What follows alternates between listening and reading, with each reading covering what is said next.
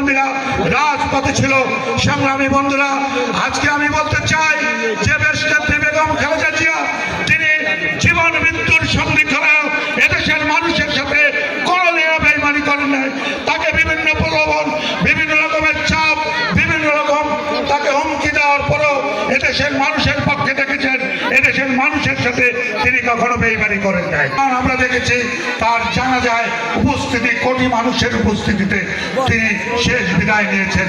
সংগ্রামী বন্ধুরা, আজকে আপনাদেরকে আহ্বান করতে চাই, দেশনেত্রী বেগম খালেদা জিয়ার যে ত্যাগ, দেশনেত্রী বেগম খালেদা জিয়া যে দেশের মানুষের সাথে ইমানদারি করেছেন, সেই ইমানদারির কথা এদেশের মানুষকে মনে রেখে আগামী নির্বাচনে 12 তারিখের নির্বাচনে আমাদের প্রাণপ্রিয় নেতা, যিনি ধানের শীষের কাণ্ডারি, আমাদের নেতা আলহাজ অ্যাডভোকেট মুজিবুর রহমান সরওয়ারকে আপনারা ধানের শীষে ভোট দেবেন।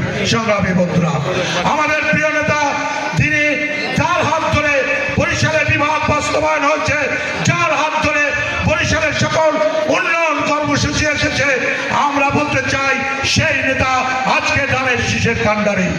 আমি শ্রমজীবী মানুষকে আহ্বান করব, আপনারা 12 তারিখে সকল ভয় ভীতিকে উপেক্ষা করে মা বোনদেরকেও অনুরোধ করব যে দীর্ঘ 15টি বছর আপনারা ভোট দিতে পারেন নাই, আপনারা ভোট দিতে যাবেন, 12 তারিখে কেন্দ্রে যাবেন এবং আমাদের প্রাণপ্রিয় নেতাকে বিপুল ভোটে নির্বাচিত করে এদেশে জাতীয়তাবাদী দলের সরকারকে ক্ষমতা আনবেন।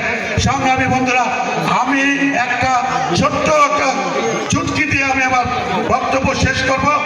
আপনারা বলা হয় মারবো এখানে, লাশ পড়বে শ্মশানে, ভোট দেবেন এখানে, ভোট পাবে আমাদের প্রাণপ্রিয় নেতা তারেক রহমান।